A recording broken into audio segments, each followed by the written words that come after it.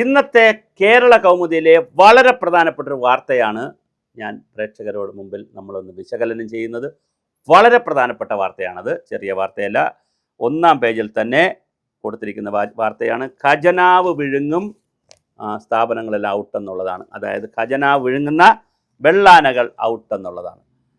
അതിൽ ഇന്നലത്തെ മുഖ്യമന്ത്രി വി ഡി സതീശൻ്റെ പത്രസമ്മേളനവുമായി ബന്ധപ്പെടുത്തിയിട്ടാണ് ഈ വാർത്ത വന്നിരിക്കുന്നത്. അതായത് സംസ്ഥാനത്തെ 591 സ്ഥാപനങ്ങളിൽ ഏകദേശം 600ഓളം സ്ഥാപനങ്ങളിൽ പലതും വൻ ബാധ്യതയിലേക്കാണ് പോയിക്കൊണ്ടിരിക്കുന്നത്.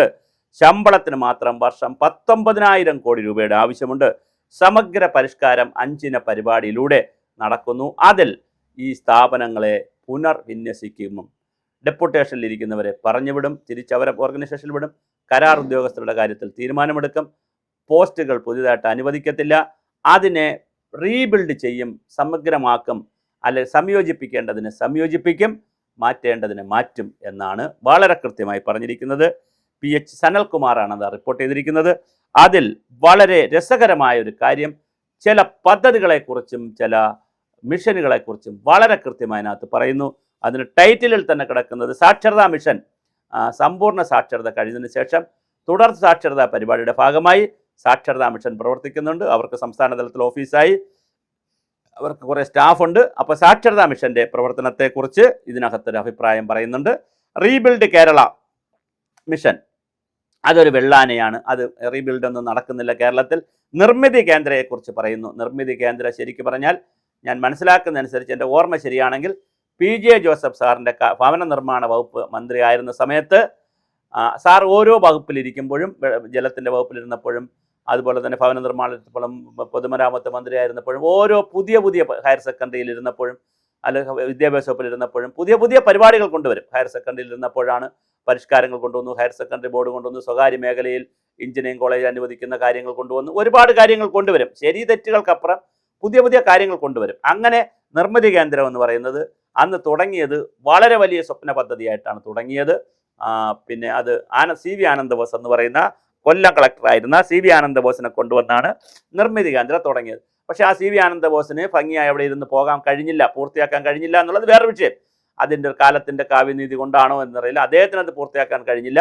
തുടർന്ന് ആ സ്ഥാപനം ഇങ്ങനെ തട്ടിയും മുട്ടിയൊക്കെ ഇപ്പോൾ കുഴപ്പമില്ല, സ്ഥാപനം പോകുന്നു. പക്ഷേ കേരളത്തിൻ്റെ ഒരു പൊതു നിർമ്മാണ രംഗത്ത്, കെട്ടിട നിർമ്മാണ രംഗത്തോ അല്ലെങ്കിൽ ഭവന നിർമ്മാണ രംഗത്ത് റിമാർക്കബിളായ കാര്യങ്ങൾ പലപ്പോഴും ചെയ്യാൻ നിർമ്മിതി കേന്ദ്രത്തിന് കഴിഞ്ഞിട്ടില്ല എന്നുള്ളത് വളരെ പ്രധാനമാണ്.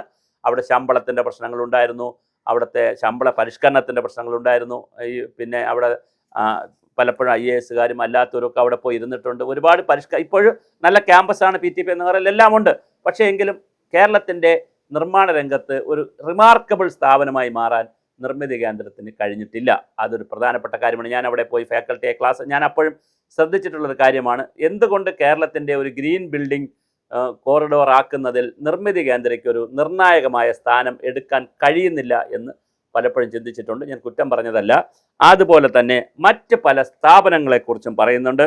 ആ റിപ്പോർട്ടിൽ പറയുന്ന സ്ഥാപനങ്ങളൊക്കെ തന്നെ എയ്ഡ്സ് കൺട്രോൾ സൊസൈറ്റിയൊക്കെ ആവശ്യമുണ്ട്. കാരണം അല്ലെങ്കിൽ ആ മിഷനായിട്ടെങ്കിലും ഇല്ലെങ്കിൽ പിന്നെ അത് ആര് കൺട്രോൾ ചെയ്യും എന്നുള്ളൊരു ചോദ്യമുണ്ട്.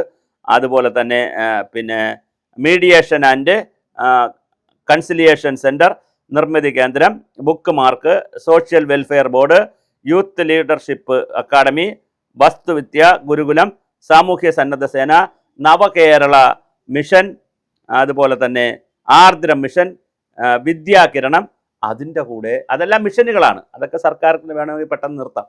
അതിൻ്റെ കൂടെ 50 വർഷമായി പ്രവർത്തിക്കുന്ന ഭൂവിനിയോഗ ബോർഡിനെയും പറഞ്ഞിട്ടുണ്ട്. ലാൻഡ് യൂസ് ബോർഡ്, അതുപോലെ തന്നെ കോൺട്രാക്ട് ലേബർ അഡ്വൈസറി ബോർഡ്, സ്വയം തൊഴിൽ വികസന കേന്ദ്രം, മൾട്ടിപർപ്പസ് കൾച്ചറൽ സെൻറ്റർ തുടങ്ങി ഒരുപാട് സ്ഥാപനങ്ങളെക്കുറിച്ച് പറയുന്നുണ്ട്. ഇതിനകത്ത് വളരെ പ്രധാനപ്പെട്ടൊരു കാര്യം, ഗവൺമെൻറ് ശ്രദ്ധിക്കേണ്ടുന്നൊരു കാര്യം, ഒരു സ്ഥാപനം ഇല്ലാതാക്കി നശിപ്പിച്ച് കളയുക എന്നുള്ളതല്ല. കേരളത്തിൻ്റെ മാൻഡേറ്റിന് പുതുതായി വേണ്ട സ്ഥാപനങ്ങൾ ഏതൊക്കെയാണ്, അത് വളരെ പ്രധാനമാണ്. ഇന്നിപ്പോൾ നിയമ സർവകലാശാല തുടങ്ങും എന്ന് വി ഡി സതീശൻ പറഞ്ഞിട്ടുണ്ട്. നിയമ സർവകലാശാല തുടങ്ങും. ഇങ്ങനെ ഓരോ കാലഘട്ടത്തിൽ ഓരോ കാര്യങ്ങൾ തുടങ്ങിയിടുന്നു. മലയാള സർവകലാശാല തുടങ്ങി. കേരളത്തിൻ്റെ മൊത്തം മലയാളത്തിൻ്റെ വളർച്ചയ്ക്ക് എന്ത് സംഭാവനയുണ്ടായി എന്ന് ഗൗരവമായി ആലോചിക്കണം. സംസ്കൃത സർവകലാശാല തുടങ്ങി. കേരളത്തിൻ്റെ സംസ്കൃതത്തിന് വേണ്ടിയിട്ട് കേരളത്തെ സംസ്കൃതം കാര്യങ്ങൾ കേരളീയരെ പഠിപ്പിക്കുന്നതിനും സംസ്കൃത ഗ്രന്ഥങ്ങൾ മനസ്സിലാക്കിക്കുന്നതിനും വേണ്ടിയിട്ടുള്ള എന്ത് പ്രവർത്തനങ്ങളാണ് സംസ്കൃത സർവകലാശാല കൊണ്ടുണ്ടായത്? ഇത് ആരെയും കുറ്റം പറയാൻ നമ്മൾ പറയുന്നതല്ല. ഓരോ വകുപ്പുകൾ തുടങ്ങുന്നു, കോഴ്സുകൾ തുടങ്ങുന്നു. കുറേ കോഴ്സുകൾ നടത്തുന്നതിനപ്പുറം അല്ലെങ്കിൽ കുറേ സർട്ടിഫിക്കറ്റ് പരിപാടികൾ നടത്തുന്നതപ്പുറം ഈ പൊതുസമൂഹത്തിൻ്റെ പൊതു വളർച്ചയ്ക്ക് വേണ്ടി ഇപ്പോൾ ഡിജിറ്റൽ സർവകലാശാല ആയാലും കേരളത്തിൻ്റെ മൊത്തം ഡിജിറ്റലൈസ് ചെയ്യാൻ, ഒരു ഡിജിറ്റൽ ലിറ്ററസിയിലേക്ക് കേരളം പോകാൻ എന്താണ് ആ സർവകലാശാലയുടെ സംഭാവന? അങ്ങനെ ഓരോ സർവകലാശാലകളെക്കുറിച്ചും ചിന്തിക്കേണ്ടതുണ്ട്, ഓരോ സ്ഥാപനങ്ങളെക്കുറിച്ച് ചിന്തിക്കേണ്ടതുണ്ട്. 1972 രൂപീകരിച്ച സംസ്ഥാന ഭൂവിനിയോഗ ബോർഡ് ഇന്നത്തെ ഘടന അനുസരിച്ചല്ല അത് ചിന്തിച്ചതും പ്രവർത്തിക്കാൻ തീരുമാനിച്ചതും. അന്നുണ്ടാക്കിയ ഘടന സമ്പൂർണ്ണമായി വ്യത്യാസമായിരുന്നു. എന്തായിരുന്നു അന്ന് വിഷ്വലൈസ് ചെയ്തിരുന്നത്? അത് നടന്നില്ല. അതിൻ്റെ മാൻഡേറ്റ് വഴിമാറി അത് ഇന്ന് അവസാനം ബോർഡിൽ നിന്നൊക്കെ മാറി ഒരു ഡിപ്പാർട്ട്മെൻറ്റായി മാറി. ഒരു കാരണവശാലും ഈ ഒരു രീതിയിലല്ല അത് വളരേണ്ടിയിരുന്നത്, അതിനെ വളർത്തേണ്ടിയിരുന്നത്. കാലാകാലങ്ങളിൽ മുഹമ്മദ് റിയാസ് മുതൽ IAS ചീഫ് സെക്രട്ടറി ആകേണ്ട മുഹമ്മദ് റിയാസ് IAS മുതൽ അൽഫോൺസ് കണ്ണന്താനം IAS വരെയുള്ള ആളുകളെ ഗവൺമെൻറ്റുമായി തെറ്റിയപ്പോൾ അവരെ കൊണ്ടിടാനുള്ള ഒരു അസൈലമായിട്ടാണ് കഴിഞ്ഞ കുറേ കാലമായി ലാൻഡ് യൂസ് ബോർഡ് പ്രവർത്തിച്ചിരുന്നത്. പിന്നെ അവിടെ നിന്ന് ഇതിന് തൊട്ട് മുമ്പിരുന്ന ഇപ്പോൾ IAS കിട്ടിപ്പോയ ഒരു കമ്മീഷണർ ഉണ്ടായിരുന്നു. അദ്ദേഹത്തിന് ദീർഘകാലം ചാർജ് കിട്ടി. അദ്ദേഹത്തിന് മാറി വന്ന രാഷ്ട്രീയ പ്രസ്ഥാനത്തിൻ്റെ ആളുകളോടൊക്കെ ഒരു സൗഹൃദവും അവർക്ക് ഇഷ്ടപ്പെട്ട ആളൊക്കെ ആയതുകൊണ്ട് അദ്ദേഹം അവിടെ ഇരുന്നു. അത് പൊളിറ്റിക്കലല്ല ഞാൻ പറയുന്നത്. അദ്ദേഹത്തിനോട് ഉപദ്രവിച്ചില്ല, അദ്ദേഹം ചാർജ് ആയിരുന്നു. ഇപ്പോഴും ചാർജ് ആയിട്ട് വേറൊരാൾ അവിടെ ഉണ്ട്. അതിനപ്പുറം ലാൻഡ് യൂസ് ബോർഡിൻ്റെ മൊത്തത്തിലുള്ള എന്താണോ അതിൻ്റെ ഒരു കൺസെപ്റ്റ്, അതനുസരിച്ച് അത് പലപ്പോഴും വളരാൻ കഴിഞ്ഞു എന്നുള്ളത്. അവരൊരുപാട് നല്ല ജോലി ചെയ്യുന്നു, ഒരുപാട് പ്രോജക്റ്റുകളൊക്കെ ഉണ്ട്, എല്ലാം ഉണ്ട്. അവരെ ഒരു സ്റ്റാഫിനെ നമ്മൾ അറിയപ്പെടുന്നവരും സുഹൃത്തുക്കളും ഒക്കെയാണ്, നല്ല ടീമാണത്. പക്ഷേ അതിൻ്റെ ഒരു മാൻഡേറ്റിൽ ഫിക്സ് ചെയ്യുന്നതിലും ആ മാൻഡേറ്റ് മുമ്പോട്ട് കൊണ്ടുപോകുന്നതിലും ഒറിജിനലായി വിഷ്വലൈസ് ചെയ്ത പല കാര്യങ്ങളിലും മുമ്പോട്ട് പോയിട്ടുണ്ട് എന്നുള്ള ഒരു പുനർവിചിന്തനം ഇപ്പോൾ ആവശ്യമാണ്. അല്ലാതെ അത് പിരിച്ചുവിടണമെന്നോ അത് അമാൽഗമേറ്റ് ചെയ്യണമെന്നോ ഒന്നും അർത്ഥത്തിലല്ല ഞാൻ ഈ പറയുന്നത്. അതുപോലെ ഓരോ സംവിധാനങ്ങളും, ഏത് സംവിധാനം എടുത്താലും ഒരേ കാര്യത്തിന് തന്നെ പല സംവിധാനങ്ങളുണ്ട് ഇവിടെ. പിന്നെ സ്റ്റേറ്റ് റിമോട്ട് സെൻസിങ് സെൻ്റർ ഉണ്ട്, എൻവയോൺമെൻറ്റ് സെൻ്റർ എന്ന് പറഞ്ഞ സ്ഥാപനമുണ്ട്, പ്ലാനിങ്ങിൻ്റെ കീഴിൽ ലാൻഡ് യൂസ് ബോർഡ് ഉണ്ട്, സ്പേഷ്യൽ ഡാറ്റ സെൻ്റർ ഉണ്ട്, പിന്നെ കൃഷി വകുപ്പിനാണെങ്കിൽ സോയിൽ സർവേ ഉണ്ട്, സോയിൽ കൺസർവേഷൻ ഉണ്ട്, പിന്നെ ഇൻഫർമേഷൻ കേരള മിഷൻ ഉണ്ട്, ഇങ്ങനെ ഡിജിറ്റൽ സർവകലാശാലയുണ്ട്. ഇങ്ങനെ പല ഏജൻസികളുണ്ട്. ഒരു കാര്യം ചെയ്യുന്നത് തന്നെ പല ഏജൻസികൾ, ലാൻഡ് ബോർഡുണ്ട്, പിന്നെ കുറേ ഏജൻസികളുണ്ട്. തീർച്ചയായിട്ടും ഈ ഏജൻസികളുടെ ഏകോപനം നടക്കണം. ഏജൻസികളെ പുനർജീവിപ്പിക്കണം, പലതും പുനർനിർണ്ണയിക്കണം, റീവർക്ക് ചെയ്യണം, റീഡിസൈൻ ചെയ്യണം. അപ്പോഴും ആരെയെങ്കിലും ഇരുത്തുന്നതിന് വേണ്ടി പുതിയ സ്ഥാപനങ്ങൾ ഉണ്ടായിപ്പോകരുത്, ഉള്ളവരെ തുലയ്ക്കുന്നതിന് വേണ്ടിയും ഉള്ള സ്ഥാപനങ്ങൾ നശിപ്പിക്കരുത്. ഇത് വളരെ പ്രധാനപ്പെട്ട ഒരു കാര്യമായി ഗവൺമെൻറ് എടുക്കണം.